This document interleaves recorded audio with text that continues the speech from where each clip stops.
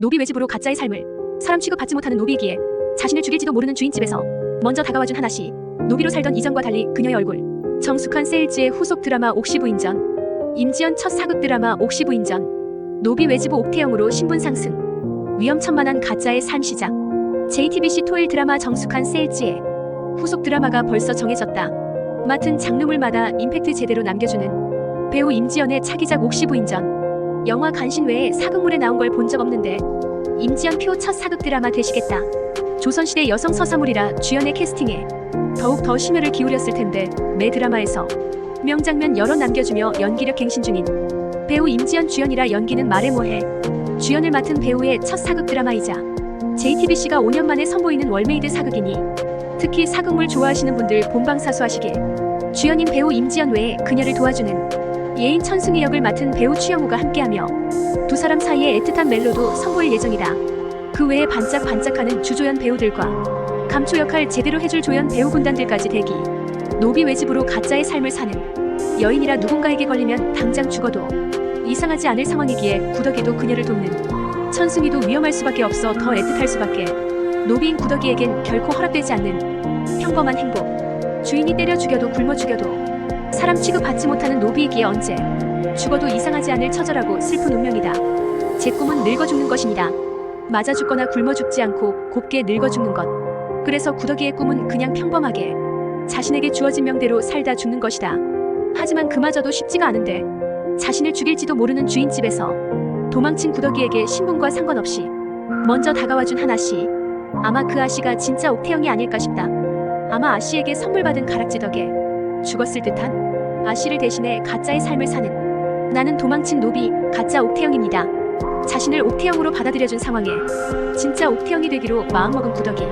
노비로 살던 이전과 달리 그녀의 얼굴엔 미소가 가득 차는데 구덕이는 옥태영의 삶을 지킬 수 있을까? 그리고 자신을 위해 함께하는 천승희를 구덩이에 빠뜨리지 않을 수 있을까? JTBC 새 토일 드라마 옥시부인전 11월 30일 토요일 10시 반 첫 방송. 서희는 노비답지 않게 생각이 깊은 구덕이에게 관심을 가지게 된다. 대화를 엿듣고 놀라 소리를 내버린다. 1년 후 구덕이는 도망친 노비임을 알면서도 구덕이가 건물을 부숴같이 탈출하려 했지만 우리 태영이 맞지? 네. 첫 번째 거짓말이었다. 이래 운명의 장난처럼 엮인 구덕이와 송서인. 지랄맞은 아씨를 모시는 노비 구덕이. 아씨는 다방면에서 출중한 구덕이가 돈을 벌어 도망칠까봐 더 닥달을 하고 구덕이는 그 비위를 맞춰주며 박대를 버텨왔다. 그러던 중 아씨와 송대 감댁 맏아들 송서인의 혼담이 오가는데 그는 광증이란 소문이 있었기에 아씨의 승질머리를 아는 사람들은 끼리끼리 만난 거라 생각한다. 그리고 구덕이는 아씨가 혼인하는 때를 노려 아버지와 도망칠 계획을 세웠다. 이대로 버티다간 평범한 삶은 꿈도 못 꾸기에 노비란 이유로 병든 어머니가 산채로 버려져 억울하게 죽는 것을 본 구덕이기에 더 그랬다. 그래서 아씨의 혼인 전까지 돈을 벌기 위해 몰래 거리에서 장사를 하다가 아씨의 혼인 상대인 송서인과 우연히 엮이게 되는데 서인은 노비답지 않게 생각이 깊은 구덕이에게 관심을 가지게 된다. 네가 내게 참으로 큰 깨달음을 주는구나. 내 오늘 너를 만난 게 나에게 큰 선물이다. 서인은 언제 또 대화를 할 수 있겠냐며 구덕이에게 꿈을 묻는데 자신과는 다른 현실에 소소한 꿈을 가진 구덕이의 답에 숙연해진다. 제 꿈은 늙어 죽는 것입니다.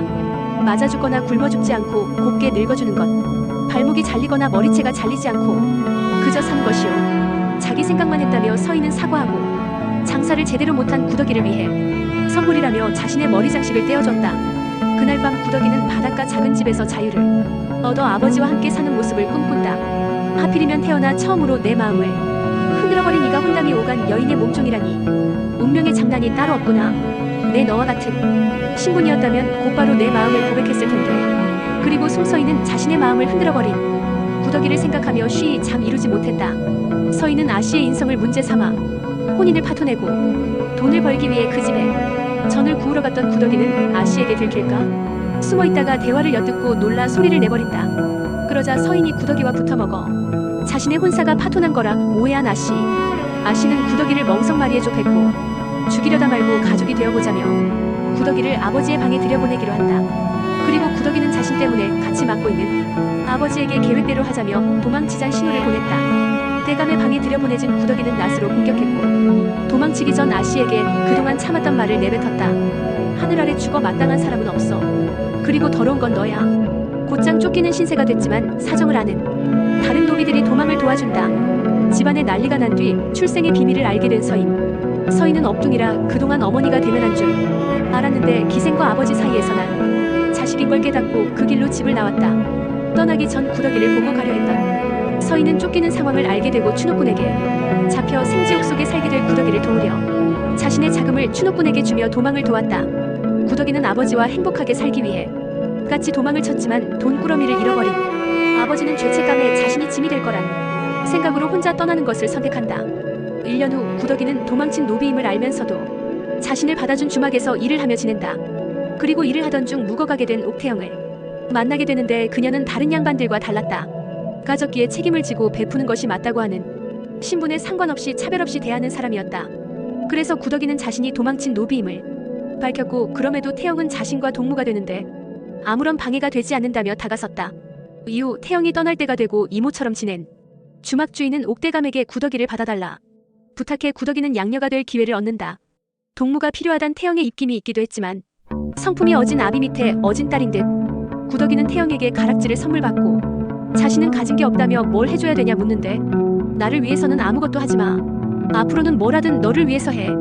그렇게 자신을 사람답게 대해주는 태영을 만나 행복할 수 있나 싶었지만 주막을 습격한 산적들로 위기를 맞이한다. 그 과정에서 태영의 아버지와 주막 주인이 목숨을 잃고 구더기와 태영은 창고에 숨었다가 불에 타 죽을 상황에 처하는데 구더기가 건물을 부숴같이 탈출하려 했지만 화재 잔재에 발이 깔린 태영은 혼자라도 가라며 구더기를 밀쳤고 그 사이 건물이 무너졌다. 너는 꼭 살아. 살아서 너의 꿈을 이루렴. 이후 구더기는 태영의 할머니 집에서 깨어난다. 아무래도 왕래가 없어 얼굴을 잊은 할머니가 태영의 가락지를 구더기가 끼고 있는 걸 보고 당연히 손녀라 생각해서 데려온 듯 했다. 우리 태영이 맞지? 네. 첫 번째 거짓말이었다. 2년 후 제대로 옥태영이 된 구더기. 구더기의 생존을 확인하는 나만의 의식이야. 공연과 함께 천승리의 얼굴을 확인했다. 구더기를 외치며 태영이 자신을 따라오게 만들고 내일 떠날 것이다. 여각에서 기다리마. 이후에 천승리와 옥태영의 신분으로 3년 만에 재회. 구더기는 자신이 옥태영이 아니라 밝히려 했지만 얼결에 거짓말을 해버린다. 이후 자신이 어떻게 이곳에 온 것인지 묻고 그 난리통에 자신만 살아남았는데 군관 중 하나가 반지를 알아봐 데려온 것임을 알게 된다. 순간 거짓말을 했지만 죄책감 때문에 결국 자신의 정체를 밝힌 구더기.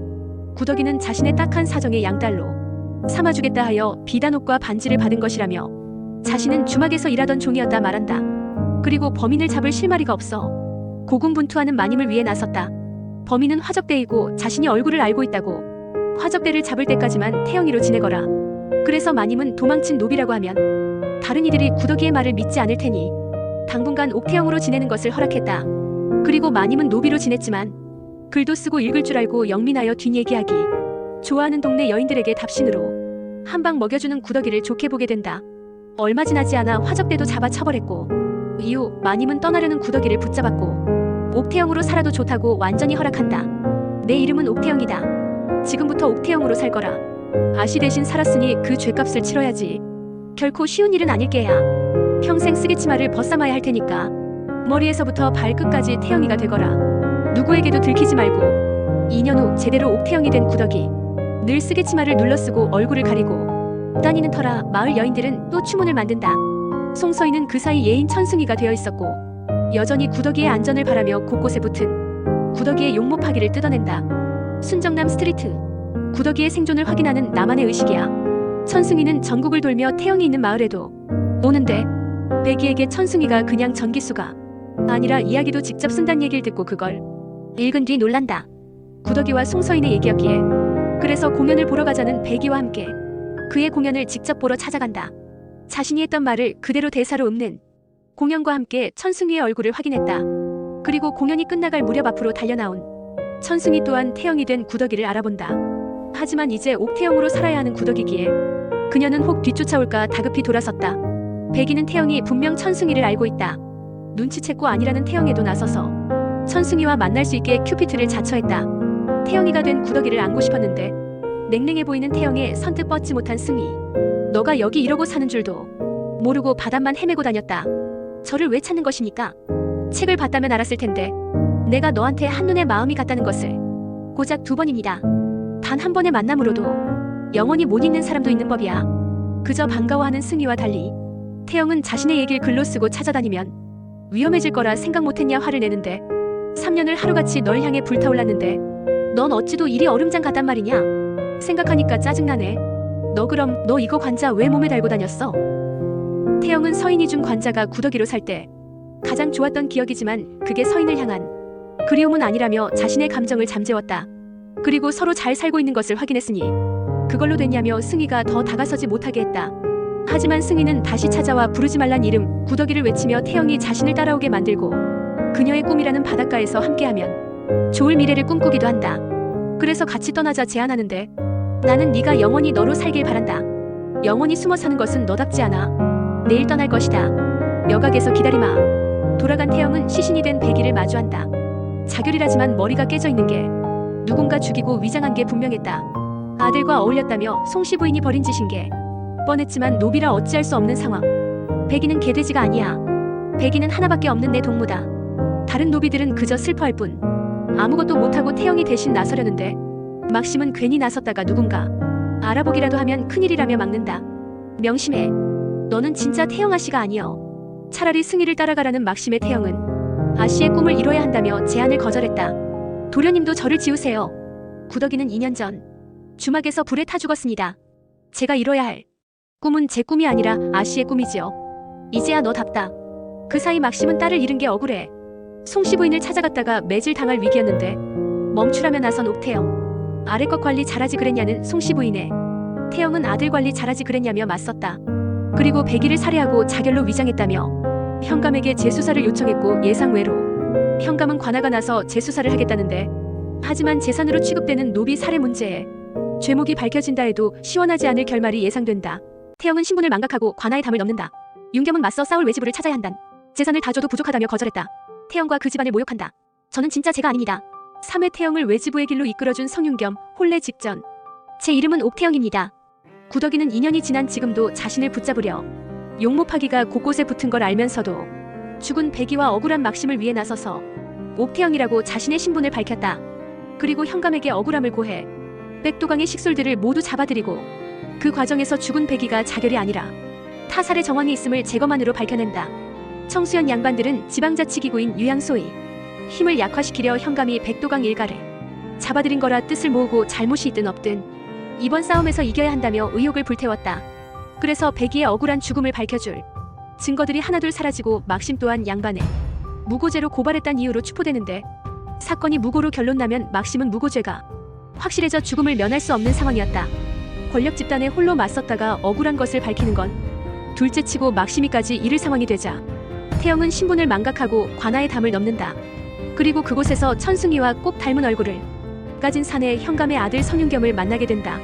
당연히 천승희라 오해해 왜 담을 넘었냐며 구덕이라 부르라니 뭐니 오만 말을 다 했는데 정말 관아에 근무하는 것 같자 태영은 무슨 말을 한 거냐 기겁하며 돌아섰다.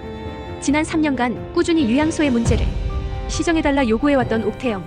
아버지에게서 그 얘기를 들은 윤겸은 옥태영이 낮에 만난 여인임을 알게 된다. 태영은 백이의 억울함을 풀어주기 위해 방책을 찾아보지만 송씨 부인이 외지부 베테랑을 고용한 탓에 다들 못 이긴다며 손살에 치고 안 그래도 바빠 죽겠는데 용모파기를 들고 자신을 의심하며 찾아온 자들로 위기를 맞는다. 옥태영의 존재를 알게 된 성윤겸이 뒤쫓아와 구해주지 않았다면 정말 위험했을 듯. 노비를 동무라 칭하며 모두 평등하다 하는 태영의 말에 조금은 놀라는 성윤겸. 윤겸은 맞서 싸울 외지부를 찾아야 한단. 태영에게 지금 그 억울함을 가장 잘 아는 사람은 태영이 아니냐며 도움의 손길을 내밀었다. 허면 직접 해보지 그러십니까? 외지부. 여인은 사내가 지켜줘야 되는 존재라고 생각했는데 낭자는 사내도 지킬 수 있는 기계가 보이더군요. 낭자라면 반드시 해낼 수 있을 것 같아서 도와주기로 마음먹었습니다. 반드시 해내겠습니다. 그리고 도와주신 대가로 제가 꼭 한번 도련님을 구해드리겠습니다. 한편 백도강 일가는 옥태영을 불러내 판결 전에 사과하면 용서하고 막심을 풀어주고 백이의 몸값도 주겠다 합의를 요청하는데 대신 모두가 보는 앞에서 무릎 꿇고 사과하라는 것이 상세 조건이었다. 하지만 태영은 얼마를 줄 거냐며 집, 땅과 재산을 다 줘도 부족하다며 거절했다. 증좌가 없는 것이 아니라 증좌를 없앤 것이지 않습니다. 판결 전에 합의를 제안하는 것은 자백이나 다름없지요. 그리고 이렇게 합의를 청하는 것 또한 법률에 어긋난다며 맞섰다. 그날 밤 사건의 진실을 아는 노비가 옥태영을 찾아오는데 자신은 어찌되든 죽을 목숨이라며 잠깐이라도 사람처럼 대해준 태영에게 진실을 알려준다. 백도강이 백이를 쫓아다니는 걸 안송씨 부인이 아들의 마음을 접게 하려 노비를 시켜 백이를 겁탈하는 모습을 보여주란 것. 일이 어긋나서 백이가 죽게 됐지만 백이는 죽어가면서 정인에게 다른 사내와 정을 통하는 것을 보이는 것보다는 이대로 죽는 것이 낫다며 숨을 거뒀다 한다. 그래서 태영은 백도강의 일방적인 마음이 아닌 쌍방이었다는 것을 알리는데 신분과 처지가 다르니 애써 밀어낸 것이겠지요. 백도강은 진실을 알고 눈물을 보이면서도 부모의 죄를 발부할 수는 없다 한다. 무고죄로 고발한 것은 막심이 아니라 태영이기에 발고죄는 면했지만 양반을 모욕한 죄로 장 10대형에 내려진다. 그동안 옥살이를 한 터라 몸이 망가진 막심이 장을 맞으면 죽을 수도 있기에 태영은 자신이 대신 맞겠다 나선다. 살인죄로 발고한 것도 모욕을 한 것도 접니다.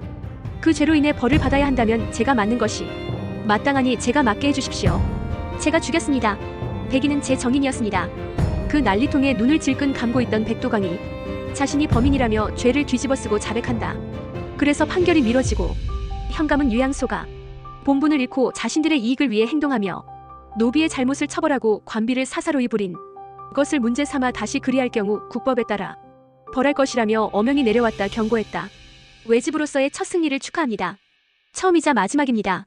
절대 마지막이 아니죠. 일치은 도련님과 닮은 사내가 제 정인이냐고 물으셨죠? 그분은 제 첫사랑인 듯합니다. 이제야 알아버려서 그분께 제 마음을 전하진 못하지만 그 마음을 외면하고 부정해선 안 될 것 같아서요. 그 사람과 떠나지 않은 것을 후회하십니까? 우리는 헤어지더라도 얘들은 같이 있게 해주자. 그리고 살다가 한 번쯤 내 생각이 나거든. 들여다 봐주겠니? 그러면 내가 좀 외롭지 않을 것 같거든. 갑자기 튄 천승위의 얘기에 그가 떠나며 자신에게 쥐어준 다른 관자를 떠올리며 태영은 그가 떠날 때 지었던 웃음을 따라 지었다. 아니요. 후회하지 않습니다. 다시는 볼 수 없다 해도 추억이 사라지는 것은 아니니까요. 그리고 자신 덕에 권리를 찾은 노비들의 감사하단 인사를 들으며 태영은 질문에 답했다. 한편 천승위는 양반들끼리만 혼인하라는 나라의 법의 구더기 또한 언젠가는 혼인할 거란 생각에 슬퍼진다. 예전에 양반 신분이었다면 자신도 가능하지만 지금은 또 어긋난 운명. 참 얄궂은 운명이다. 전기수가 된 게 후회될 만큼. 아가씨 외지부 해보실 생각 있으십니까? 윤겸의 추천으로 태영에겐 공정한 청수연애 위에 글을 모르는 백성들에게 도움을 주면 어떻겠냐는 제안이 들어온다. 그 때문에 송사 기록을 받으러 다녀온 걸 현감과 사돈이 되고자 하는 홍씨 부인이 알게 되고 태영과 그 집안을 모욕한다.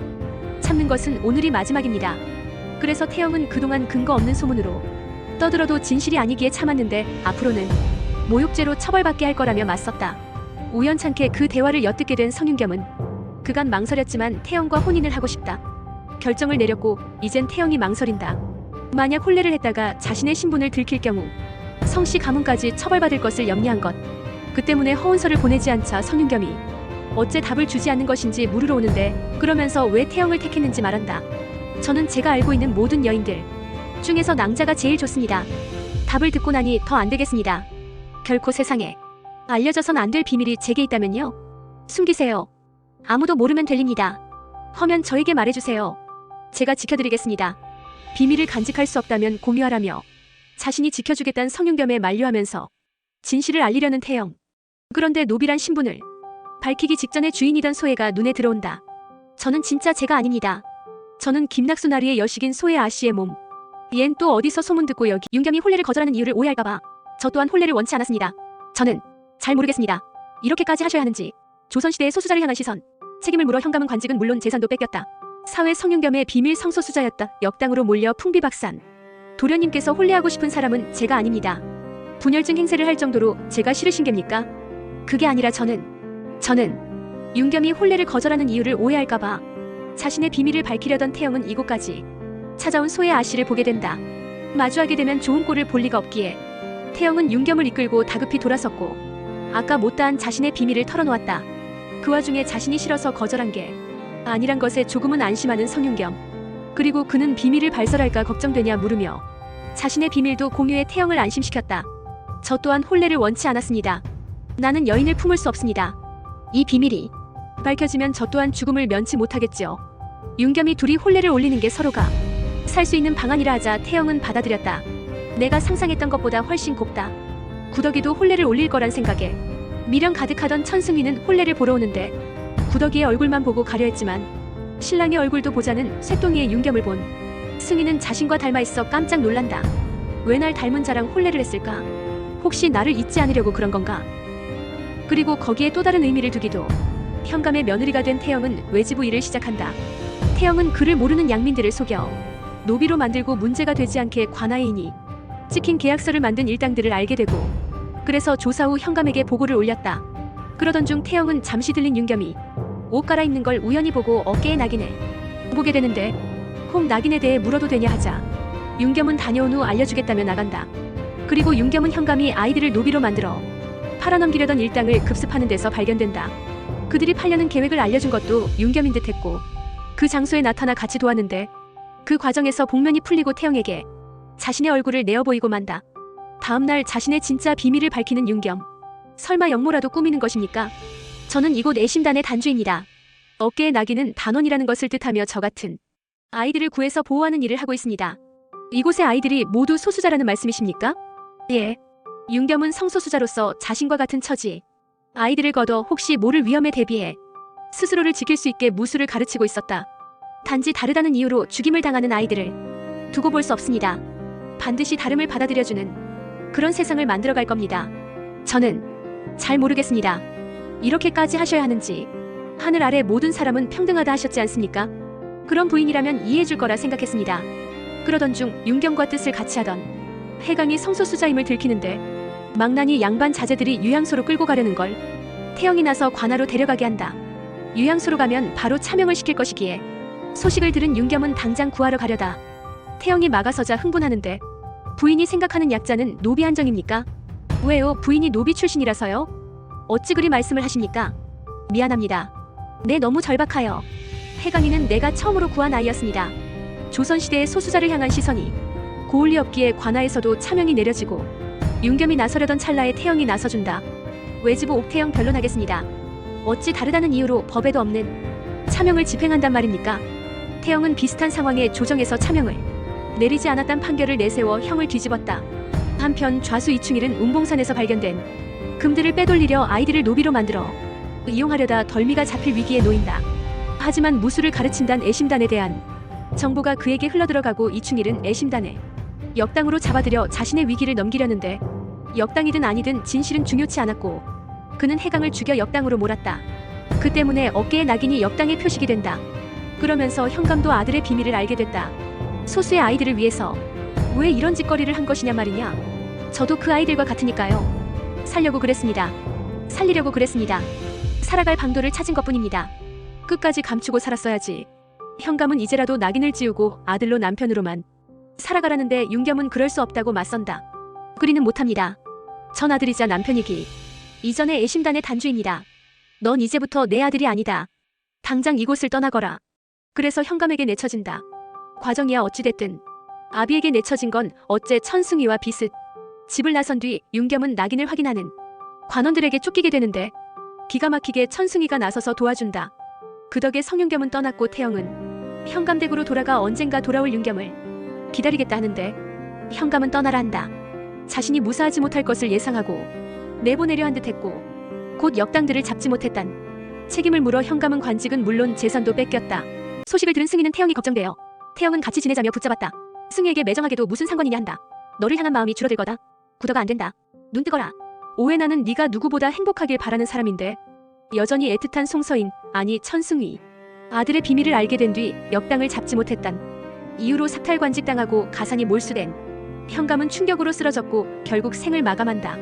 소식을 들은 승희는 태영이 걱정되어 공연도 포기한 채 당장 달려오고 역시나 주저앉아 있는 그녀를 일으켜 세웠다. 주제넘게 아시 대신 살아서 벌을 받는 겁니다. 제가 재수가 없어서 사람들이 다 떠납니다. 그러니까 도련님도 가까이 오지 마세요. 저는 죽어 마땅한 더러운 구더기니까요. 구더기는 죽었다면서 태영 아씨로 살겠다면서 왜 아직도 태영 아씨를 흉내만 내고 있는 것이야. 너가 옥태영이었음 이렇게 울고 있었을 것 같아. 진짜 옥태영으로 살란 말이다. 진실을 밝혀내야지. 밝혀내서 복수해야지. 성도겸은 집안이 몰락하자 먼 친척의 집으로 가겠다 나서고 태영은 같이 지내자며 붙잡았다. 이에 도겸은 꼭 집안을 일으키겠다 한다. 그리고 태영 또한 성씨 집안의 맏며느리로 죽은 현감의 명예를 되찾을 거라 약속했다. 청수연에 남은 도겸은 아버지가 이좌수 때문에 누명을 썼단 것을 우연히 알게 되는데 자라서 또 복수를 할지도. 그리고 태영 또한 이좌수가 뭔가 숨기려 현감에게 누명을 씌운 거라며 진실을 밝히려 움직인다. 그래서 현감이 하려던 운봉산 수색을 자신이 대선 나서서 하기로 마음먹는다. 싸우라고 해놓고 또 이럴 땐 떠나도 된다며 태영의 주위를 맴돌던 승희는 성윤겸의 소문을 듣고 애심단에 대해 물으러 다시 나타난다. 그리고 태영이 처음부터 자신의 신분을 밝히고 그의 비밀도 안 채로 혼인한 걸 알게 되는데 천벌은 그자가 받아야지. 자기만 살겠다고 다 버리고 떠났는데 서방님은 지키고 돌봐야 할 아이들이 있어서 떠난 것이니다. 네 서방이 지켜야 될 건 너야. 태영은 자신을 걱정하며 역정을 내는 승희에게 매정하게도 무슨 상관이냐 한다. 왜 상관없어? 나는 네가 누구보다 행복하길 바라는 사람인데. 승희는 무슨 일을 하든 위험할 것이기에 자신이 돕겠다 하지만 태영은 만류했다. 제발 더는 저를 위해 목숨을 걸지 마십시오. 자신을 위해 목숨을 걸지 말란 태영의 말문이 막힌 승희였지만 다른 선택지는 없었다. 다시 손을 내밀면 언제든 붙잡을 수밖에. 송서인의 신분을 버리고 전기수 천승희가 되어 떠나올 때부터 구더기를 잊지 못할 운명. 태영은 무술도 변변찮은 승희가 다치는 걸 원치 않아 같이 동행해준 것만으로도 위안이 된다며 이만 내려가는 게 좋겠다고 한다. 하지만 승희는 절대 혼자 두고 갈 리가 없었다. 사병들이 깔려있을 위험한 곳에 아이들을 구하러 가는 긴장 가득한 상황에도 승희는 전기수의 실력을 꺼내들어 태영을 웃게 만들어줬다. 그 와중에 자신도 태영과 함께 그런 평범하고 행복하게 살고 싶은 마음을 털어놓는데 나는 너와 이렇게 살고 싶다. 네 얼굴에 그늘이 지면 내가 옆에서 웃게 해주마. 너무 애쓰고 치열하지 않아도 행복할 수 있어. 그러니 우리 이 산을 내려가거든. 어서 주무세요 도련님. 이럴 땐 또 칼같이 선을 그어버리는 그녀요. 지난밤 이야기 때문일까 외자신과 똑같이 생긴 사내와 혼인하고 마음을 바꿔서 산에 같이 오자 한 것이냐 툴툴거리는 승희. 내심 나랑 시간 보내고 싶었던 거 아니야? 저는 여전히 저를 향한 도련님의 마음은 아쉬움이라 생각합니다. 이렇게라도 저와 함께 있다 보면 너를 향한 마음이 줄어들 거다. 참 바보 같은 생각이다. 난 네가 훨씬 더 특별해졌는데. 그렇게 둘만의 추억 아닌 추억을 쌓으며 운봉산으로 가던 중 덜미를 잡혀버린다. 몰래 금을 파는 정황을 눈치챘지만 그곳까진 가보지도 못하고 포위된다. 수적으로 많이 열세해 죽을 상황에 살아서 산을 내려갈 가능성은 이쪽이 더 크다며 태영을 안고 절벽으로 뛰어내린 승희. 뭐든지 다 잘한다던 구더기가 하필이면 태영은 치지 못했고 승희는 자신의 선택으로 그녀가 죽게 될까봐 전전긍긍한다. 구더가 안 된다. 눈 뜨거라. 다행히 의식을 차리긴 했지만 상태가 좋진 못했다.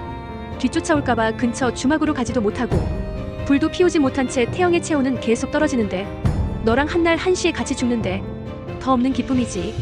제가 욕심을 냈어요. 제가 할 수 있을 거라 생각했습니다. 그런 상황에도 서로를 탓하기보단 서로가 자신의 잘못이라 하는 두 사람.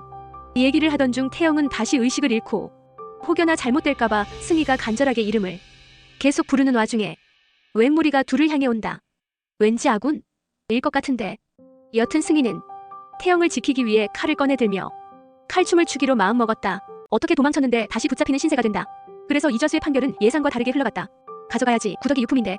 그렇게 쌍방이던 둘의 첫사랑이 끝나고 7년이 지난다. 평생 갇혀 살 상황이었고 소식을 전하는 만석에 육해 끝맺은 구더기의 첫사랑. 7년 후 천승희는 왜 옥살이를 매정한 성윤겸의 외면. 승희는 태영을 지키기 위해 칼을 빼들었지만 다행히도 그들은 뒤쫓아온 놈들이 아니었고 도망자 신세로 사는 무리들이라 도움을 받는다. 조금만 더 늦게 발견됐으면 태영이 죽을 뻔. 다음날 도움을 받은 이들과 함께 아이들을 구하러 향한 태영과 승희. 갇힌 곳을 발견했지만 그건 함정이었고 어떻게 도망쳤는데 다시 붙잡히는 신세가 된다. 근데 딱 죽기 직전의 상황에 관군들이 어떻게 알고 들이닥쳐준 태영이 관찰사에게도 미리 연락을 해둔 것이었고 모두 붙잡을 수 있었다. 이에 현감의 복수에 한 발짝 더 다가선다. 이좌수는 일이 틀어지자 뒤를 봐주기로 했던 박준기를 찾아가 도움을 청하지만 그는 모르는 일이라며 선을 그어버리는데 결국 이좌수는 아이들에게 배상을 해주며 자수하여 형량을 줄이고자 했다. 하지만 역당이란 누명으로 현감을 끌어내린 것에 대해선 전혀 반성하지 않았는데 태영이 현감의 명예 회복을 위한 복수를 꿈꾸는 것을 알기에 승희는 태영이 잘 아는 법을 무기로 휘두르진 말라고 조언한다. 그래서 이좌수의 판결은 예상과 다르게 흘러갔다. 애심각의 무리들은 역당이 아니라 증언해줄 해강이 몸을 회복하고 증인으로 나섰지만 자신을 죽이려 한 사람은 기억나지 않는다며 이좌수를 발부하진 않았던 것. 태영은 김씨 부인이 내어준 막심을 위해 돕겠다는 약조를 지킨 것이었다. 다음으로 이좌수는 자신이 자수한 금 광산에 설치한 것에 대한 판결을 받게 되는데 자수를 했음에도 가명을 노리고 자수한 것이라 처벌을 받을 위기였는데 태영이 외집으로 나선다. 감정이 좋을 리 없는 태영이 왜 외집을? 태영은 두 가지 죄 중 하나만 처벌할 수 있고 자수하면 벌은 면해준다는 법이 있다 변호한다. 그래도 판결권은 감찰사에게 있기에 감찰사는 처벌의 뜻을 고수하는데 태영이 벌한다면 다른 이들이 두려워 자수하지 않을 거라며 맞서 이좌수가 차명을 당할 상황은 면케해줬다.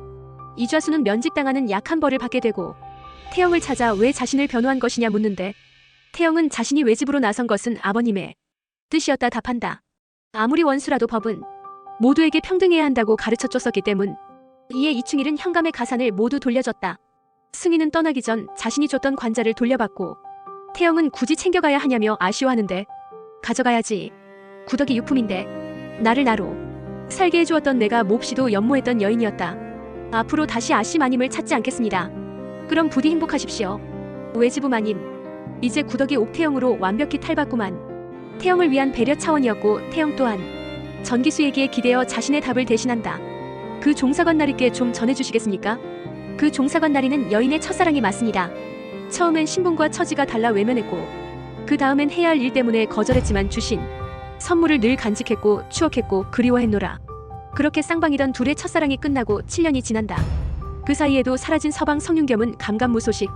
태영은 외집으로서 더 명망이 높아져 있었고 성도겸은 형수님의 뒷바라지로 장원급제한다. 이제 성도겸도 홍기가 차서 혼례 상대를 찾게 됐는데 그는 형수님과 비슷한 사람과 혼례를 올리길 원했고 때마침 나타난다. 부족한 형편의 양반임에도 자신의 것을 나눠 베푸는 여인인 차미령.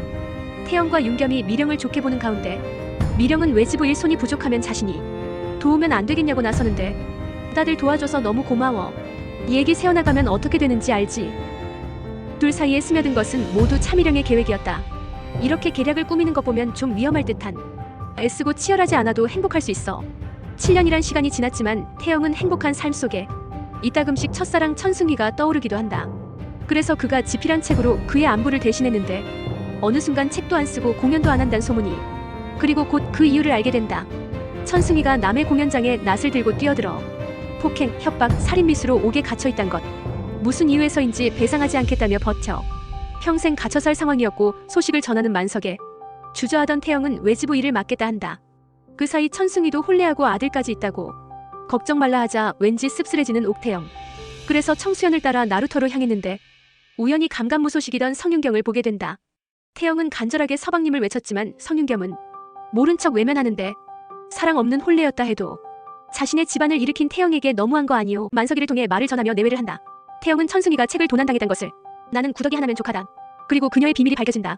한 여인은 죽음으로 몰아넣은 사례도 있으니 7년 만에 재회 여전한 사랑꾼 천승희 구덕이 하나로 족하다. 차미령의 비밀 복수를 꿈꾸는 백씨 집안 딸.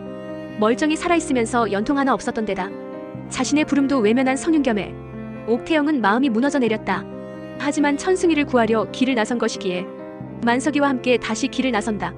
만석이가 부를 때는 왜 또 왔냐며 온갖 성질을 다 내더니 태영의 목소리가 들리자 반가워서 눈을 반짝이는 천승희. 하지만 이러지 않기로 했기에 만석이를 통해 말을 전하며 내외를 한다. 여튼 천승희가 왜 갇히게 된 것인가 하니 자신과 태영의 이야기를 담은 종사관과 여인이란 책을 도둑맞아 19금 소설로 탈바꿈한 놈을 죽이려 달려들다 갇히게 된 것이었다. 잘하셨네요. 저라면 죽였을 텐데. 태영은 자신이 풀려날 수 있게 돕겠다지만 승희는 방도가 없다며 낭망하는데 태영은 부인과 아이를 위해서라도 그러지 말라 한다. 제게 부인과 아이가 있어요? 혼례를 했다는 것은 태영을 설득하기 위한 만석이의 거짓말이란 게 드러나고 승희는 7년을 여전하게 태영을 그리워하고 있었다. 내놓지도 않을 책을 뭐하러 쓰신 겁니까? 기억하려고 쓴 것입니다. 나중에 늙어서 모두 잊혀질까봐 추억하고 기억하고 나 혼자 간직하려고 써놓은 건데. 이후 태영은 천승희가 책을 도난당했단 것을 증명해냈고 베낀 놈이 처벌받게 했다. 7년이란 공백이 무색하게도 두 사람은 서로에게 너무 편한 상대였고 조금 더 추억을 쌓기로 한다. 잠시 구덕이가 살아 돌아온 것으로 하시지요. 도망친 구덕이 찾아 헤맬 때 내가 윤조라는 이름을 지었었다. 다시 만나게 되면은 구덕이라는 슬픈 이름 말고 새 이름을 지어주고 싶었거든. 나는 구덕이 하나면 족하다. 다른 여인들은 나한테 큰 의미가 없어. 그러던 중 태영은 7년이 지났음에도 왜 혼례를 안 했냐 묻는데 지독한 사랑꾼 천승희는 시간이 흘러도 일편단심 떡이 보고 싶어서 왔다. 모질게 굴어서 내내 미안했다. 태영은 사실 이번에 승희가 아버지와 화해할 기회를 만들어주고 싶어 더 남은 것이었고 송대감은 전기수의 직업을 무시했던 이전과 달리 송씨 집안 장남으로 받아들이며 돌아오라 했다. 만석이 말이 만약에 아니었으면 좋겠다. 네 서방이 여태 안 돌아왔으면 좋겠다고. 그랬다면요? 붙들어야지 너를. 붙들어서 어쩌시게요? 첩이라도 삼아주시겠습니까? 야, 네가 왜 첩이냐? 저는 청수연을 벗어나면 도망 노비 구덕이지 않습니까? 단장님께서는 이제 송씨 집안 장남이시고요. 아네, 누가 송서인한데? 내가 안 하면 되잖아. 너도 구덕이 말고 윤조로 살면 되잖아. 제가 단장님 곁에서 뭘 할 수 있겠어요? 꼭 뭘 해야만 하느냐? 그냥 옆에 있어줄 순 없어. 예, 저는 외지부가 좋습니다. 나는 너만 있으면 다 버릴 수 있는데 그건 제가 싫습니다. 7년 만에 재회였지만 꿈같이 달았던 그 시간마저도 다시 끝을 맺는다. 다신 오지 않을 꿈 같은 시간이었다. 꿈에서 깨고 나면 난 또 혼자가 되겠지. 운명은 반드시 우리를 또 갈라놓을 것이고 너는 너대로 나는 나대로 살아갈 것이니까. 하지만 나는 이 기억을 붙잡아 나는 평생 너를 그리워하며 기나긴 어둠을 버텨내려 한다. 내 태양은 이제 저물었으니 둘의 이야기는 승희의 책에 다시 기록됐다. 태영이 집을 비운 사이 차미령은 계획적인 접근으로 백도겸과 가까워지고 결국 홀렌나를 잡게 된다. 옥태영을 처단하기 전까지는 네가 백씨 집안 딸인 걸 들켜서는 안 된다. 그리고 그녀의 비밀이 밝혀진다. 백이의 죽음과 얽혀 골로 갔던 백씨 집안의 딸로 송씨 부인의 명으로 복수를 꿈꾸며 성씨 집안에 발을 들인 것이었기에 태영의 책을 잡기 위해 집안 곳곳에 귀를 기울이기 시작했다. 송씨 부인이 이제와 복수를 꿈꾼 것은 아들도 남편도 잃고 이제 남은 것은 아뿐이라. 그래서 본격적으로 움직이려 태영을 탐탁치 않아 하는 홍씨 부인과도 접선한다. 이후 성도겸의 신방에서 저주하는 물건들이 발견되고 성윤겸이 시신으로 돌아왔다는 소식이 전해지는데 이거 마을 전체가 혜택을 받는 열려문을 세우려 옥태영을 사지로 몰아넣으려는 계획인 듯했다. 이미 열려문을 세우려 마을이 합심해 한 여인은 죽음으로 몰아넣은 사례도 있어. 이에 옥태영은 누군가 자신을 음해하려 한 난 옥태영을 백인형과 똑같이 과부 옥태영은 들으시오. 지금 멈추면 이 무례를 용서할 것이오. 이미 7년을 나몰라라 했으니 팔의 복수에 칼을 간 차미령마저 품은 옥태영. 성윤겸이 시신으로 발견되었다는 소식이 전해지고 부패된 시신이라 얼굴은 확인할 수 없었다. 그래서 태영은 어찌 성윤겸이라 생각하냐 묻는데 호패는 없었지만 이름이 새겨진 물건이 발견됐다고. 이 시신은 제 서방님이 아닙니다. 고작 그걸로 성윤겸이 맞다 몰아가는 현감에 태영은 어깨를 확인하고 상흔이 없고 신장도 달라 서방님이 아니라고 답한다. 하지만 소문은 태영에게 안 좋게 흘러간다. 신방에 저주인형이 있었다는 것도 태영이 그런 것인 마냥 더해져 소문이 퍼졌다. 성씨 집안에서 그 시신이 성윤겸이 아니라 해도 송씨 부인이 쏘아올린 공으로 이미 옥태영이 과부란 듯이 몰아지기 시작했다. 그 시신이 성윤겸이 아니더라도 7년이 지나도 돌아오지 않으면 과부나 다름없지 않냐고. 이에 옥태영은 누군가 자신을 음해하려 한다 생각하고 송씨 부인을 봤다는 김씨 부인의 증언을 듣고 어느 정도 눈치를 챈다. 그 사이 도겸은 이 논란을 잠재우려면 형님이 돌아와야 한다며 자신이 찾아오겠다 한다. 하지만 태영은 윤겸이 돌아오지 않을 거라며 올 거라면 자신을 외면하지 않았을 거라 하지만 그럼에도 도겸은 어떻게든 데려오겠다 했다. 승희가 형님과 꼭 닮았으니 착각할 거라 생각했지만 도겸은 그가 형님과 닮은 태영의 벗이란 걸 금방 눈치챈다. 형님을 찾아 나선 도겸으로 인해 승희는 만약이란 얘기가 사실임을 알게 됐다. 성윤겸이 떠나 태영이 7년간 독수 공방한 걸 과부 취급받고 있다는 소식에 승희는 눈이 돌아 당장 청수연으로 가려 하는데 걔도 이제 가족이 있다고요. 이제 안 된다고요. 구덕이가 선택한 거예요. 만말만 하는 만석이에 차마 발을 떼지 못했다. 태영의 곁에 있던 미령은 송씨 부인이 자신에게 알려준 것과 다른 진짜 사건의 내막을 알게 된다. 태영이 잘못한 것이 아니라 어미가 돌서기를 시켜 백이를 농락하고 죽게 만들었다는 것을. 난 옥태영을 백인형과 똑같이 길에 매달아 버릴 것이다. 욕보인 채 발가벗겨져 숨이 붙어있을 때 길에 버릴 것이야. 자신의 범행을 들켰음에도 여전히 옥태영을 저주하며 도겸이 자리를 비운 틈에 태영을 보쌈해 욕보이고 죽여 열려문을 세우려는 송씨 부인. 미령은 발을 빼려 했지만 앞에 같이 한 짓들을 옥태영에게 말해도 되겠냐며 겁박당한다. 하지만 어미와 달리 차미령은 현명했고 먼저 태영을 찾아가는데 태영은 미령이 일부러 접근했고 송씨 부인의 딸이란 걸 눈치챘었었다. 그저 자신에게 찾아오길 기다리고 있었던 것. 모든 계획이 다 들킨 와중에도 아들의 죽음에 태영을 탓하는 송씨 부인. 마음속에 미움만 품고 살았던 미령이가 가엾지도 않습니까? 다 그년이 한 짓이다. 그것도 모자라 딸마저 팔아넘겼고 태영은 자신의 가족들을 건드리지 마라 경고하며 이번만 봐주는 거라 한다. 이후 미령은 성씨 집안을 떠나려 하는데 진심이 아예 없었던 건 아니란 걸 안 태영은 어릴 적부터 복수의 도구로 키워진 미령을 안쓰러워하며 사랑으로 품어주고자 했다. 저를 용서하시는 겁니까? 용서라기보단 앞으로 동서가 행복해진다면 내가 백도령한테 덜 미안할 것 같아서 일이 일단락된 줄 알았으나 송씨 부인은 현감에게까지 손을 뻗쳐 열려문을 세워주겠다 했었기에 그 윗선인 박준기까지 태영을 탐탁치 않아 했고 결국 화가 미쳤다. 현감이 부하들을 이끌고 외지부 사무실을 부수며 태영을 과부로 결정지어버린 것. 과부 옥태영은 들으시오. 태영은 과부가 아니라 주장하지만 현감은 앞전에 발견된 시신이 성윤겸이라 우기며 지조와 절개를 지켜야 한다 주장했다. 그래서 외부 활동은 금지고 어서 시신을 수습해 3년 상을 치르도록 하라고. 지금 멈추면 이 무례를 용서할 것이오. 책임지지 못할 행동을 하지 말라 경고하는 것입니다. 태영은 자신의 물건들을 불태우려는 현감에게 경고하지만 겁박죄로 관아에 끌려가는데 그 시각 청으로 건너간 도겸은 드디어 형님을 만난 듯 했는데 이미 7년을 나몰라라 했으니 이 책임감 없는 사내가 같이 안 가줄 듯요. 시신을 걷어들여 3년상을 치르겠다. 노고를 알아주고 챙기는 윤겸의 모습에 당연히 없어야 할 낙인이 있자 당황한다. 역시 사랑이랑 재채기는 숨길 수가 없는 법이구나. 스스로의 삶을 다 버리고 달려왔다니. 구의 기억소실 성윤겸 역시 천승휘였다. 다 눈치챈 태영.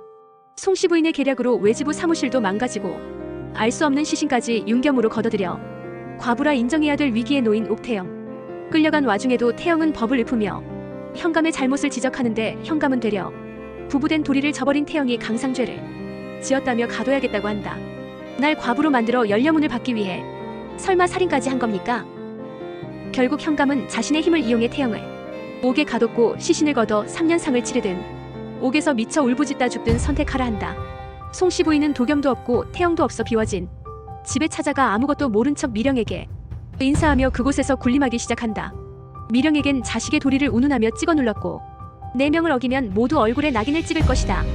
태영은 자신이 구덕이라 읊조리며 고된 옥살이도 버텨내고자 하는데 송씨 부인 때문에 식솔들이 괴롭힘을 당하고 있다는 소식에 결국 백기를 든다. 시신을 걷어들여 3년상을 치르겠다 하긴 했지만 차마 그 시신에 절은 못하고 버텨서 억지로 끌려질 뻔하는데 대체 누구한테 절하는 것이오? 그 순간 기가 막히게 나타나 막는 성윤겸. 그는 배 사고로 기억 소실을 앓고 있어 집으로 돌아오지 못한 거라 한다. 하지만 태영은 반기기보단 냉랭했다. 기억을 잃지 않았다면 돌아오시지 않았을 뿐입니다. 기억을 돌아오시면 다시 떠나실 게 분명하고요. 그리고 가슴 한구석에 그가 성윤겸이 아닌 천승일지도 모른다는 의심이 피어난다. 즐기던 술이라며 술을 권했는데 술을 물리니 술을 안 마신다던 천승이가 떠오를 수밖에. 그뿐만 아니라 7년간 고생한 태영의 노고를 알아주고 챙기는 윤겸의 모습에 태영은 확실히 하려 합방을 준비하라 한다. 윤겸의 어깨에 있는 낙인을 확인하려는 심산. 방에서 둘만 남았을 때 태영은 기다렸단 듯 윤겸을 덮쳐 어깨를 확인하는데 당연히 없어야 할 낙인이 있자 당황한다. 윤겸은 낙인의 의미를 묻고 태영은 기억을 찾아 알아내라 했다. 기억을 찾으세요. 낙인의 비밀은 직접 기억해내셔야 합니다. 하지만 의심의 순간은 계속 찾아왔고 태영은 송화가루에 재채기를 하는지 확인하는데 승희는 참아보려 했지만 조금 새어나오고 결국 태영에게 진짜 정체를 들켜버렸다. 언제부터 알았느냐? 내가 콧노래 흥얼거렸을 때부터지. 콧노래가 아닙니다. 눈빛. 저를 그런 눈으로 바라보는 눈은 단장님 밖에 없으니까요. 역시 사랑이랑 재채기는 숨길 수가 없는 법이구나. 태영은 어찌 낙인까지 찍어 속였냐며 타박하고 다시 전기수 천승희로 돌아가라 한다. 그래서 승희는 외지부 사무실만 정리하고 간다는데 그리고 뒤늦게 승희가 죽었다며 나타난 만석. 만석은 흘러가는 상황을 눈치챘지만 천승희는 조정에서 준비한 청나라 공연을 엎으려 자신마저 죽이고 왔기에 돌아갈 곳이 없다 알린다. 야, 너 속아야 돼. 단장님 돌아가셨어. 이제 세상에 천승희는 없다고. 자기 때문에 좋아하던 전기수의 일 스스로의 삶을 다 버리고 달려왔다니. 태영은 여전한 그의 사랑에 눈시울이 붉어진다. 함께 속이고자 준비한 계획이라는 걸. 승희는 태영의 이르기에 발벗고 나섰고 어떻게 이런 불효를 할 수가 있습니까? 그리고 진범은 현감이란 사실을 밝혀낸다. 무슨 선택이든 태영을 위해 주는 승희. 10회 네 남편으로 살 수 있다면 죽음은 두렵지 않다. 윤겸으로 마지막 무대에 오른 승희. 눈빛 때문에 정체를 들켜버린 승희. 태영은 그를 돌려보내려 했지만 만석의 등장에 사건의 내막을 알게 된다. 조정에서 정한 공연을 업고 죽은 사람이 되어 돌아갈 곳이 없어졌고 도겸, 도끼 또한 함께 속이고자 준비한 계획이라는 걸. 결국 이를 도모한 세 사람을 한자리에 모아놓고 더 자세한 이야기를 들어보는 태영. 이야기는 청으로 건너간 도겸이 윤겸을 만났다는 것에서부터 시작된다. 지금 들키면 내가 준비한 모든 것이 수포로 돌아갈 수 있어. 형님을 만났고 자초지종을 설명했지만 역시나 가지 않겠다 했던 성윤겸. 나는 성윤겸이 아니다. 나에게는 부인도 아우도 아비도 없는 게야. 나는 이제 돌아갈 수가 없다. 그냥 네 형님은 죽었다 생각하고 살 거라. 성윤겸은 무책임하게 떠났을 때처럼 다시 만났을 때도 여전히 자신의 신념만 중요해 가족들을 끝내 저버렸었다. 그래서 도겸은 돌아서는데 청의 공연을 하러 찾아온 승희와 운명처럼 제외했고 도끼가 태영이 과부 신세를 면할 수 있게 잠깐 도와달라 사정하며 승희를 붙잡았다. 승희는 태영의 일이기에 발벗고 나섰고 어명이라 공연을 미룰 수 없기에 그냥 자신을 죽이면서까지 돕겠다 했다. 남들은 다 속일 수 있어도 태영에겐 들킬 수도 있기에 승희는 어깨에 낙인까지 찍었다. 돌이킬 수 없음에도 일단 직진. 자신의 일을 위해 가족을 버린 사람은 제 형님이 아닙니다. 형수님을 위해 자신의 인생을 희생한 이분이 제 형님이십니다. 모든 내막을 알게 된 태영은 서방도 아닌 사내를 안방에 들였다며 자신은 모든 걸 정리하고 연고가 없어진 천승희와 함께 청수연을 떠나겠다 한다. 가족 모두가 다 결탁해 거짓된 삶을 살 순 없습니다. 어떻게 이런 부류를 할 수가 있습니까? 내가 너한테 떠나자고 3번이나 얘기했어. 근데 네가 3번 다 거절했지. 왜? 여기 네가 지켜야 할 소중한 가족이 있고 네 꿈이 있었으니까.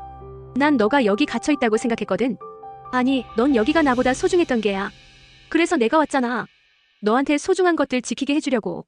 나는 진짜 너만 있으면 다 버릴 수 있으니까.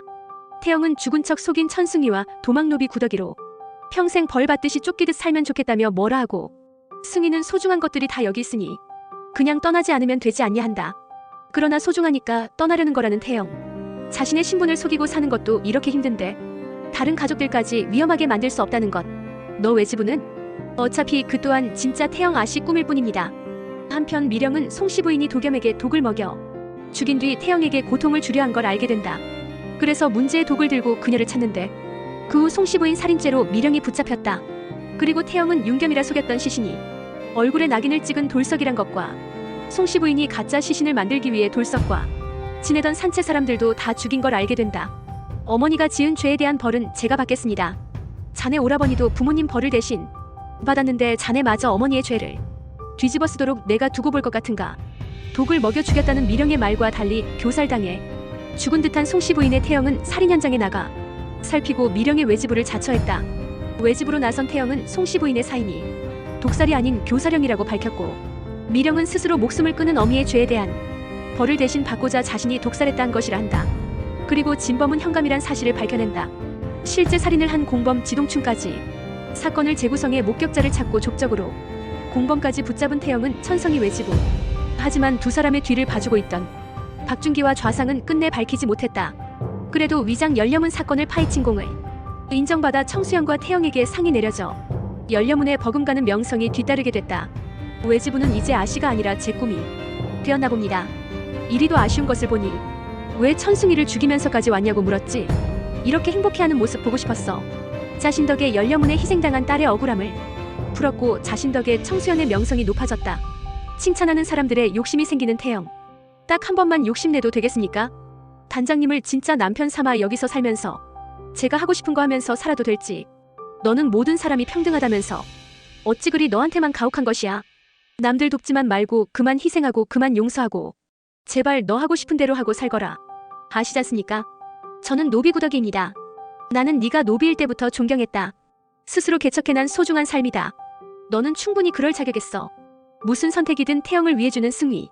태영은 자신 때문에 꿈을 포기한 승희를 걱정하는데 승희는 지금 자신도 무대에 뛰어든 것이라 꿈을 이뤘다며 환하게 웃어 보였다. 언젠가 들킨다면 말이야. 우리 둘 다 죽음을 면치 못하겠지만 난 하루라도 네 남편으로 살 수 있다면 죽음은 두렵지 않다. 아니, 사실 지금 죽어도 여한이 없을 정도로 너랑 같이 했던 며칠이 내 인생에서 가장 행복했다. 그러니까 우리 들키지 말자. 너가 구더기가 아니라 태영이로 사는 것처럼 나도 이제 천승희가 아니라 성윤겸이다. 서방님, 남의 신분이긴 하지만 그래도 승희도 돌고 돌아 구더기의 서방이 됐다. 내가 그대의 서방이오. 태영은 전기수의 삶을 포기한 승희가 너가 하루라도 편히 잠들길 그렇게 바랄 것만 혼인 선물로 사람을 찾아달라 요구하는 소해. 그러니까 우리 싸우지 말고 잘 지내면 되죠. 11회 태영 승희 합방 성사. 호판에 첩이 된 소에 여전히 구더기 노리는 중. 내가 그대의 서방이오.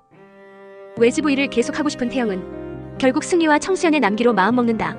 그리고 태영은 결정을 번복한 것에 면목 없어 했지만 도겸은 그 결정마저도 응원해줬다. 제가 형님을 모셔온 건 결코 집안에 위해서가 아니었습니다. 오로지 형수님만을 위한 것이었습니다. 처음으로 형수님 스스로를 위한 결정인 거 아십니까? 형수님의 행복을 위해 그렇게 사세요. 태영은 전기수의 삶을 포기한 승희가 안쓰러워 필명을 바꿔서 글이라도 계속 쓰면 어떠냐 제안해보지만 승희는 죽은 척했다가 걸리면 더 큰일 난다며 괜찮다 한다. 능력 있는 부인 내조하는 애처가 역할에 만족한다지만 각방 쓰는 건 내심 아쉬운 듯한 태영이 불러주지 않으니 소리 소문 없이 태영의 방에 들어가 자리 잡고 누운 승희 키읔키읔. 그 때문에 옷을 벗던 태영을 놀래키는데 우리가 부부로 살기로 하지 않았습니까? 부부라면 응당한 이불을 덮고 자야지요. 제가 부부인 척 살자 그랬지.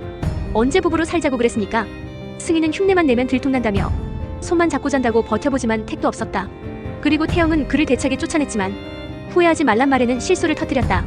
그건 그거고 내조를 열심히 하기로 한 터라. 승희는 다음 날부터 태영이 외지부 일에만 집중할 수 있게 집안의 살림을 싹 정리한다. 태영을 보필하며 그녀가 어려운 사람들, 법률 자문 외에 자선사업까지 하고 있었단 사실에 승희는 새삼 또 한 번 반했다. 제가 부인을 잘 알고 있다고 생각했는데 참 알수록 새삼스럽게 훌륭하십니다. 훌륭한 게 아닙니다. 저는 힘들게 살아왔으니 저들이 힘들다는 걸 아는 것뿐이지요.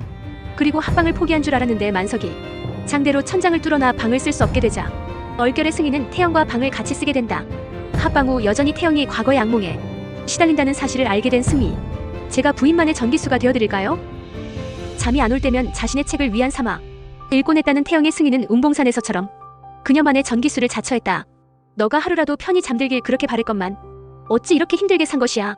소혜는 호판 박준기에게 첩으로 팔려갈 상황에 놓여 있었는데 그 때문에 자신의 신세를 망친 게 구덕이라며 여전히 구덕이 찾기에 미쳐있어 언젠가 화를 미칠 게 분명했다. 이게 다 구덕이년 때문입니다. 제가 대감 마님의 첩이 되겠다 한 이유는 효녀라서가 아니라 대감께서 힘있는 분이시기 때문입니다. 제게 혼인 선물을 하나 해주시겠습니까? 혼인 선물로 사람을 찾아달라 요구하는 소혜. 박준기 영감도 지금 태영을 눈에 가시로 생각하는 와중에 구덕이가 태영과 동일 인물임을 알게 되는 순간 모든 게 무너질 듯 이유. 그 여파인지 청수연의 추노꾼들이 등장하고 태영은 소혜 아씨가 구덕이를 찾으려 또 사람을 푼 것일까 불안해한다. 그 와중에 승희가 집으로 빨리 돌아오지 않자 불안이 극에 달한 태영은 가시돋친 말을 쏟아내는데 제가 약해지는 게 겁이 납니다. 기댈 곳이 생기는 게 싫어요. 같이 있으면 너무 신경이 쓰입니다. 차라리 저 혼자일 때가 나았다고요. 승희가 갑자기 달려나가자 태영은 내뱉은 말을 후회하며 뒤쫓고 추노꾼들에게 둘러싸인 승희를 마주하고는 그를 구하고자 돌을 집어든다. 하지만 그 추노꾼은 승희가 구덕의 아버지를 찾기 위해 고용한 이들이었다. 부인이 아버지를 찾아야 편히 잘 것 같아서 걱정한 것이니까? 나 납치됐을까봐? 아니요. 떠나셨을까봐. 제가 그리 말해서 화가 나서 가신 줄 알았습니다. 제가 가긴 어딜 갑니까? 백날 못되게 해봐라. 내가 어딜 가나? 누려보지 못한 사랑과 행복에 불안하고 두렵다며 태영은 솔직한 마음을 털어놓고 승희 역시 같은 마음이라며 태영을 다독였다. 그러니까 우리 싸우지 말고 잘 지내면 되죠. 가지 마세요. 제 곁에 있어주세요. 서방님, 아버지를 언젠가 꼭 찾아주겠다 약속한다. 진사시 장원급제에 성공했다. 초야를 말해 태영을 당황하게 만드는데 승희는 좌수와 함께 현감을 만나러 갔다가 잠깐만, 너 구덕이 아니니? 12회 김낙수 등판. 구덕이 행복한 날 다 갔다 반갑다 구덕아. 소혜 때문에 불안해하는 태영에 승희는 최근 시집간다는 얘기를 들었었다며 다 잊었을 거라 위로했고 태영의 오랜 염원인 아버지를 언젠가 꼭 찾아주겠다 약속한다. 이제 우리는 부부 행세 아니고 부부인 겁니다. 저는 아마 오늘 밤을 평생 못 잊을 것 같습니다. 부인이 이렇게 버선발로 날 찾아와준 날이니까요. 송씨 부인 일로 서로의 마음을 오해해 사이가 많이 소원해졌었던 도겸과 미령. 그 와중에 미령의 임신마저 달거리가 늦어졌을 뿐 임신이 아니란 게 밝혀지는데 그 때문에 더 이상 머무를 이유가 없다 생각한 미령은 집을 떠나고 도겸은 그녀를 붙잡았다. 다 상관없이 부인을 사랑하니까요. 아이 때문에 부인을 붙든 것이 아니었습니다. 아이 덕분에 부인을 붙잡을 수 있어 다행이었죠. 진심을 털어놓은 후 부부관계 제대로 회복. 한편 청수연은 새 현감이 부임하고 부임 첫날부터 관기들을 불러 술판에 버렸다는 소식에 다들 걱정하는 가운데 새 현감은 딸을 호판에게 넘기고 관직을 사서 온 김낙수였다. 김낙수는 좌수에게 만수삼 재배를 권하며 사업에 투자하라고 홀리는데 이에 좌수 부인은 투자자들 모집에 나선다. 현감의 정체를 모르는 태영은 승희의 과거 시험 준비를 열렬히 도왔다. 그러다 눈이 맞아 첫 입맞춤을 할 기회도 찾아오지만 이러다가 시험을 망치겠다며 가까스로 이성의 끈을 잡은 승희의 땡. 승희는 그토록 바랬던 합방도 미루고 각방을 쓰자며 공부에 매진했고 태영은 그 방에 가고 싶은 걸 가까스로 참았다. 그리고 그 결과 컨닝한 좌수 부인의 아들을 누르고 진사시 장원급제에 성공했다. 과거 때문에 미루고 미뤘던 초야. 이후 승희는 소원을 들어주겠냐며 초야를 말해 태영을 당황하게 만드는데 그 초야의 주인공은 태영과 승희가 아닌 막심과 도끼였다. 다른 사람들만 챙기지 말고 본인들도 좀. 내 생에 가장 행복한 날들이 지나가고 있었다. 우리 앞에 무슨 일이 닥칠지 알지 못한 채 그저 양껏 행복한 날들이었다. 태영과 승희는 한 쌍의 부부를 탄생시켜놓고 두 사람의 첫 입맞춤도 성공. 만수삼 때문에 청수연은 한바탕 난리가 난다. 좌수는 투자를 거절했지만 좌수 부인을 꼬드긴 현감 때문에 청수연 사람들 여럿이 씨앗을 구입했고 그걸 받지 못한 것. 승희는 좌수와 함께 현감을 만나러 갔다가 현감 김낙수의 얼굴을 확인하고 깜짝 놀란다. 그래서 태영에게 서둘러 알리려는데 발 빠르게 진상조사에 나선 태영이 와버렸고 김낙수의 얼굴을 확인하고는 얼어붙어 돌아 나오지만 김소혜와 마주치고 만다. 잠깐만, 너 구덕이 아니니? 정말 반갑다. 구덕아. 소혜와 마주치고 그녀가 자신을 알아보자 승희는 용기를 북돋아 같이 싸우러 간다. 소리 지르고 설치다가 박준기에게 겁박당했다. 기어코 허순을 찾는데 성공한 승희. 연루되어 있을 확률이 아주 높은 듯하다. 3회 김소혜 박준기 줄줄이 청수현행. 이에 맞서는 태영 승희. 너 구덕이 아니니? 정말 반갑다 구덕아. 저 말씀이십니까? 저는 부인이 초면입니다. 저는 성씨 가문의 맏며느리 옥태영이랍니다. 김낙수를 보고 돌아 나오던 태영은 소혜와 마주치고 그녀가 자신을 알아보자 일단 모르는 척 무례를 범하지 말라 맞선다. 늘 마주칠 순간에 대비해 준비해놨기에 당장의 위기는 면했지만 집요한 소혜가 포기할 리 없었고 아버지에게 고문을 하든 뭐라든 해서 구덕이란 자백을 받아내라 한다. 김낙수가 출몰한 걸 안만석은 떠나자며 둘이 손잡고 저 세상 갈 거냐며 둘을 설득하는데 승희는 태영을 보라며 전혀 떠날 생각이 없다 한다. 소혜 아씨가 날 봤는데 내가 지금 사라지면 내가 구덕이란 걸 증명하는 셈이야. 그리고 청수연이 이 난린데 제가 어찌 떠나겠습니까? 그리고 태영이 떠날 수 없는 이유를 말하자 승희는 그 말에 극구 동의하며 편을 들어줬다. 같이 위기를 넘겨야 하는 부부이기에 승희와 태영의 사이는 더 끈끈했다. 용기를 달라며 승희가 응석 부리자 뽀뽀해주는 태영이라니 키읔키읔키읔. 현감이 호판 박준기의 사위라고 하자 따지러 갔다가 쭈구리가 돼버린 좌수. 좌수는 현감이 사기쳤다 생각하면서도 호판이 무서워 불똥이 튈까봐 주저하고 승희는 용기를 북돋아 같이 싸우러 간다. 현감은 뻔뻔하게도 잘못이 없다며 부민 고소금지법을 들먹여 지방에 향직자나 백성은 고소를 할 수 없다고 하고 승희는 비리나 불법행위로 억울한 일을 당한 당사자는 고소할 수 있다고 맞섰다. 그리고 태영은 외집으로서 만수삼 사기 사건에 엮인 마을 사람들을 돕기 위해 상황 파악에 나선다.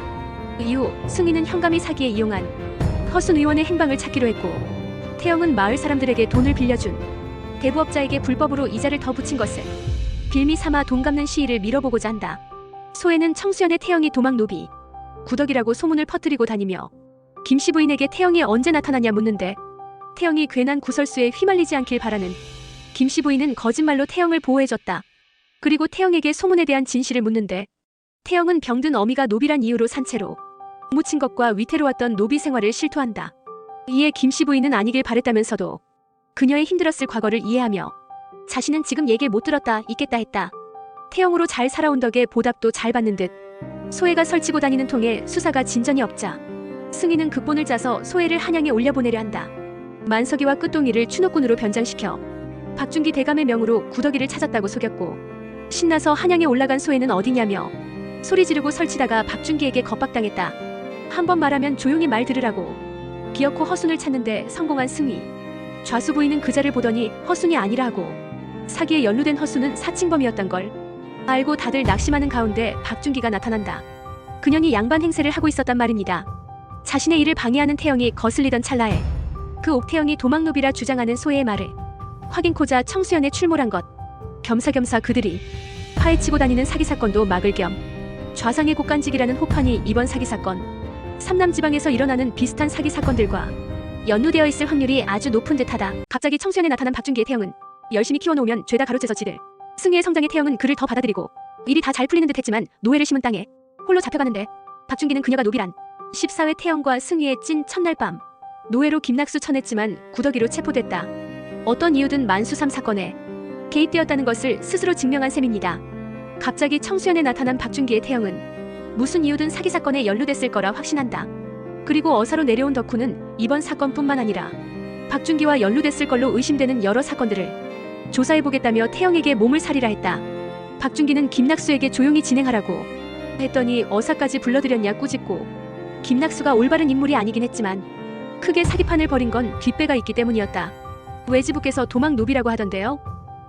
김낙수를 데리고 태영과 마주한 박준기는 먼저 그녀를 떠보는데 태영은 옛 주인에 마주했음에도 전혀 당황하지 않고 되려 그렇게 닮았냐며 당당하게 맞섰다.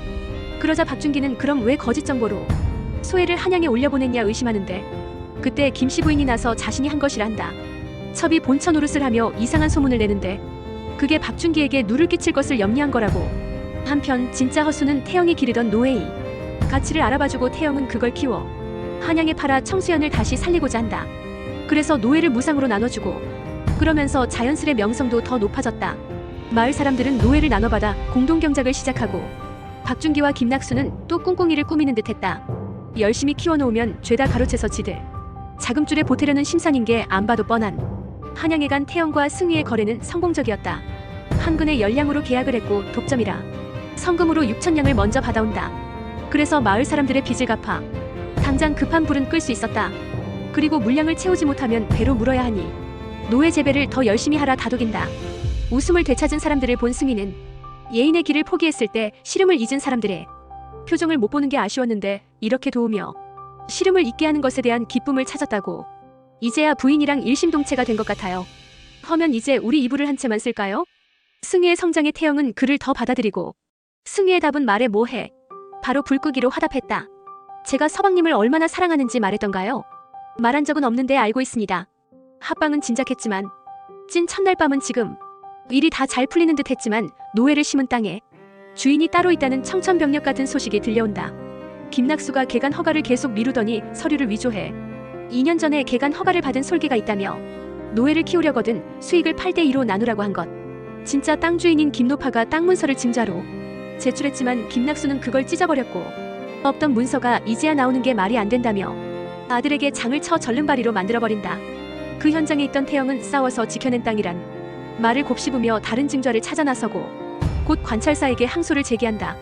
그리고 시작된 송사의 태영은 김노파가 형제들과의 토지 송사에 승리하며 소유권에 인정받은 판결문을 증자로 제시했다. 시아버지 성규준이 화재에 대비해 필사해놓은 판결문이 있었기에 원본과 대조에 증명이 됐고 땅의 소유권을 인정받을 수 있게 된다. 그 후 천승희가 김낙수의 탄핵건으로 관찰사에게 송사를 맡기고 김낙수는 그간에 악행이 드러나 장백대형에 처해졌다. 다른 이들을 위하는 마음이 꼭 닮은 두 사람은 천생연분 그 자체. 장을 맡던 김낙수는 사망하고 아버지의 죽음에 소혜는 분노하는데 박준기는 다 때가 있다며 침착했다. 죄인 송서인과 구덕이는 당장 나와 오라를 받아라. 그리고 그의 때는 이제 시작인 듯했다. 첫날 밤 보내고 아이가 생긴 태영은 이제 행복 시작인가 했더니 둘 다 정체 발각 위기. 태영은 구덕이로 끌려가면서 승희가 엮이지 않도록 도망가란 신호를 보냈고 홀로 잡혀가는데 박준기는 그녀가 노비란 증거를 어떻게 찾아낸 것일까? 태영이 살아남으려면 없는 게 낫다고 했던 조사를 받고 나오는 길에 마주한 두 사람. 살아남았지만 소의 노비로 돌아갔다. 의군부의 눈을 가린 것이란 걸 태영에게 전한다. 진짜 성윤겸 15의 아버지 등장에 결국 노비 인정한 구덕이 차명받은 송서인 그리고 성윤겸 등장. 도망노비 구덕이로 의군부에 압송된 태영. 그녀는 평소 약속한 대로 신호를 전달했고 도망치란 신호를 받은 승희는 버티려 했지만 태영이 살아남으려면 없는 게 낫다고 했던 말을 기억한 만석이가 일단 데리고 도망친다. 소식을 들은 도겸은 왜 형수님을 압송한 것인지 알아보고 역시나 호판 박준기의 제보였다 한다. 송서인과 성윤겸의 얼굴이 똑같다는 것과 구덕이와 연이 있다는 증자로 의심을 산 것. 자신이 도망치면 구덕이가 더 위험할 것을 걱정한 승희는 만석이 먼저 보내고 자신이 자수를 하려 했었는데 결국 붙잡히고 만다. 그 시각 1회에 나왔던 장면처럼 태영은 손가락질을 받으며 감옥에 갇혔다. 나는 오필승 대감의 여식인 옥태영입니다. 그리고 조사를 받음에도 이미 할머니가 자신을 손녀로 인정했기에 태영이라 말하며 이상한 증자들에 하나둘 반박했다. 그리고 같이 조사를 받은 천승희는 7년 전 청수연에서 자신이 태영에게 반해 쫓아다닌 것뿐이고 자신의 얼굴과 윤겸이 얼굴이 닮아있어 그 자리를 탐한 것이란다. 승희는 자신이 왕명을 어겨 죽을 수 있음에도 태영에게 유리한 쪽으로 계속 자백을 했다. 그 사실을 모르는 태영은 돌아온 서방이 성윤겸이 맞다 주장했지만 곧 조사관을 통해 승희가 붙잡혀있다는 사실을 알고 충격을 받는다. 본인이 송서인이라 자백을 했습니다. 도겸 또한 대면 조사를 받게 되고 도겸은 자신이 제안을 했으니 책임을 지겠다 했지만 승희는 그마저도 거절하고 자신이 도겸마저 속인 것이라며 모든 것을 뒤집어썼다. 나는 이제 부인의 서방이인입니다. 나는 그냥 천승이에요. 무슨 말인지 알죠? 내가 끝까지 같이 있어주지 못해서 미안합니다. 조사를 받고 나오는 길에 마주한 두 사람. 승희는 둘의 추억이 담긴 관자를 쥐어줬다. 승희의 갖은 노력과 오빠의 증언 등등이 더해져 태영의 오해는 풀린 듯 했지만 천승희는 송서인인 게 밝혀져 위험해진다. 태영이 풀려난다는 소식에 왜 증자를 바로 들이밀지 않느냐며 따지고 드는 소혜. 그녀는 사기꾼 부부 사건으로 의군부를 정신없게 만들어 이득을 취한 박준기를 힐난했다. 박준기는 끝까지 때를 기다리라 하고 소혜는 안 해주면 자신이 데려오며 된다며 또 다른 증자를 제시해버린다. 그래서인지 늦은 밤 급하게 판결이 시작됐다. 관찰사는 지난 5월 이천에서 무슨 연유로 송서인과 만난 것인지 캐묻기 시작하고 옥에 갇힌 그에게 변호 의뢰를 받았다는 것은 말이 되지 않아 수세에 몰리게 된다. 거기다 둘이 아는 사이라며 남편 성윤겸이 살해를 공모한 것으로 몰아졌고 승희의 소설을 절도한 놈이 증인으로 나서 태영, 승희의 주장은 묵살되어 버렸다. 그들을 지키고자 도겸도 나서고 태영은 도겸을 보호하려 자신이 과부로 사는 게 힘들어 가짜 행세를 부탁한 것이라 주장한다. 하지만 이미 앞서 거짓을 고해 신뢰를 잃었다며 관찰사는 그 말을 믿어주지 않았다. 제가 죽였습니다. 그러자 자신이 성윤겸을 죽였다 하는 천승희. 이에 그는 최종 판결 전까지 구금시키고 옥태영은 풀어주란 판결이 내려진다. 네 이름이 무엇이냐? 너는 옥필승의 장녀 태영이냐? 김낙수의 노비 구덕이냐? 제 이름은. 하지만 태영이 풀려나기 직전 관찰사에게 전해진 말로 태영의 이름이 되물어지는데 대답하기 직전 그렇게 찾아 헤맸던 아버지 개죽이와 똥소애가 그곳에 등장한다. 개죽은 모른 척 하라는 듯 고개를 가로저었지만 구덕이는 차마 아버지를 외면하지 못했고 아버지를 외치며 자신이 노비 구덕임을 증명했다. 이후 송서희는 차명이 선고 고문을 받던 만석이는 생을 달리했고 구덕이는 외집으로서 백성을 도운 것이 참작되어 살아남았지만 소애의 노비로 돌아갔다. 너애 가졌다며? 그럼 그 애도 이제 내 거다. 집에 온 걸 환영해. 구덕아. 괴지를 이용해 독점한 약재를 팔아 떼돈을 벌려고 계획한 듯한 박준기는 때를 기다리라고 했지 않냐며 구덕이 때문에 집 근처를 서성이는 감시 인원들의 소애에게 폭력을 행사했다.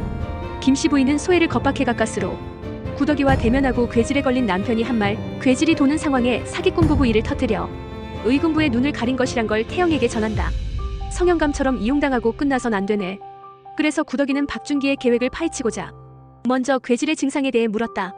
그리고 자신을 위협하는 소애에게 노비를 구타하거나 살해하면 장백대라며 엄포를 놓았고 그녀의 갖은 자극에도 굴하지 않고 만말로 응수했다. 거기다 괴질에 걸렸다며 흉진팔을 내어보이자 결국 구덕이를 격리촌으로 보내버린 소애. 아마 괴질은 위장이고 박준기 뒤를 칠 준비할 듯. 그런데 구덕이는 그곳에서 예상치 못한 인물과 마주한다. 진짜 성윤겸. 난 이제 내 마지막 책을 쓰려 합니다. 물을 것이 있다며 다가섰지만 피하는 윤겸. 당신 때문에 내 형님이 죽게 됐다고 치하의 노비 신분을 면천시켜줬다. 온전히 성윤겸이 된 그는 옥에서 나와 16회 마지막 회 노비 면천된 구덕이 송서인 성윤겸 되어 해피엔딩. 송서인이 옥사에서 쓴 편지를 통해 만석이의 죽음과 그의 소식을 알게 된 구덕이 시간을 되돌린다 해도 나는 또다시 부인을 만나러 갈 겁니다. 부인은 내 삶의 가장 커다란 선물이었고 부인과 함께했던 하루하루가 내게는 너무도 소중한 추억으로 남았으니까요. 난 이제 내 마지막 책을 쓰려 합니다. 서인은 노예처럼 강인한 외지부의 이야기를 쓸 것이라며 그 이야기의 마지막을 부인처럼 채워줄 것이라고 믿겠다고 전했다. 이후 구덕이는 박준기가 계획하는 일도 밝히고 서인의 이야기도 잘 끝내줄 것을 목표로 삼아 가짜 괴지를 만들어내 격리촌으로 향했다. 그런데 그곳에서 예상치 못했던 인물 성윤겸을 마주하고 놀란다. 물을 것이 있다며 다가섰지만 피하는 윤겸. 말씀을 못하십니다. 윤겸을 대신해 해강이 답을 해줬다. 애심단은 계속 운영되어 왔는데 또 역당으로 몰려 몰살당했고 윤겸이 청에서 도겸과 만났을 땐 발고한 자를 잡으려 제정신이 아니었다 한다. 하지만 다 실패한 뒤 말을 잃고 심증을 앓고 있다고. 격리촌에서 이충희를 만난 구덕이는 박준기의 계획을 얼추 알게 된다. 괴질 환자들을 제대로 확인하지 않고 들여보내 환자들의 수를 늘리고 이곳에 와야 할 식량과 약재들을 차복해 곳간을 채웠던 것. 그 와중에 도겸은 구덕이가 괴질에 걸린 걸 걱정하며 격리촌을 찾고 이제 노비라는 구덕이에게 여전히 누이이자 어머니라며 그녀를 걱정했다. 그리고 진짜 형님 성윤겸을 발견하고는 냅다 주먹을 날린 뒤 원망을 쏟아냈다. 당신 때문에 내 형님이 죽게 됐다고. 묵은 감정은 감정이고 아무래도 이상한 괴질에 대해 머리를 맞대기 시작한 이들. 약도 안 들고 전염도 되지 않는 것이 이상해. 하나둘 짚고 들어가다 그 비밀을 밝혀낸다. 몸이 아파서 발병한 것이 아니라 아파서 갈근안을 먹은 자들이 발병한 것입니다. 박준기가 갈근안에 혈성초를 섞은 것을 알아냈지만 곳곳에 박준기의 눈과 귀가 있어 들킬 수도 있다는 상황이 보고된다. 그러자 박준기는 좌상에게 작은 흠도 내면 안 된다며 그만두려 하는데 소애가 막아섰다. 대장부이신 줄 알았더니 졸장부셨네요. 첩실의 뒤는 안 밟지 않겠냐며 소애는 갈심하네. 뿌리겠다 하고 그럼 정실부인 자리를 달라 한다. 지금의 격리촌은 불태워 구덕이와 없애버리고 격리촌에서는 해독제인 백사초를 알아냈지만 주위엔 없었고 박준기의 졸개들이 곳곳에 있어 진실을 밝힐 수가 없는 상황이었다. 그때 자신이 하겠다며 나서는 성윤겸. 애심단을 도륙하려 한 자가 박준기였고 암살에 실패했었는데 복수를 위해 다시 나선 것이었다. 윤겸이 떠나고 박준기는 괴질이 바람을 타고 전염된다며 격리촌을 불태우려 준비한다. 그 좌상의 곳간은 대체 언제쯤 채워지는 것이니까? 모든 백성의 피를 짜서 담기라도 해야 되는 것이니까? 때감도 저랑 다를 게 없네요. 좌상의 노비. 아무리 소리쳐봐야 좌상이 부추겨 왕이 허락한 일이며 굳건한 박준기에 아무 소용없었다. 그래도 기적은 있었다. 해강이 미끼를 자처해 틈을 만들어준 덕에 윤겸이 조정에 닿았고 실어증을 딛고 목소리를 내 진실을 알린 것. 결국 박준기의 만행은 낱낱이 밝혀지지만 박준기는 자신의 하늘이 좌상이라며 자신을 벌할 수 있을 것 같냐 당당했다. 어리석기는 좌상이 지시한 일이네. 하지만 좌상에게 버려져 벌을 피할 수 없었고 이를 도모한 소에도 같이 붙잡혀갔다. 박준기는 윗선을 불라고 고문을 당하다. 사망 김소혜는 노비가 되는 결말을 맞이했다. 청수현 사람들은 구더기를 돕기 위해 계속 목소리를 내고 임금은 구더기의 노고를 치하의 노비 신분을 면천시켜줬다. 서방님, 제가 서방님의 소설을 잘 마무리한 것입니까? 이에 완벽한 결말입니다, 부인. 구더기가 낳은 자식은 아들이라 만석이에 이름을 줬고 외지부 활동을 계속한다. 송서인은 옥고를 견디지 못해 생을 마감했다. 알려졌으나 바닷가에 아버지와 집을 짓고 사는 로망을 실현한 구더기의 곁에 함께했다.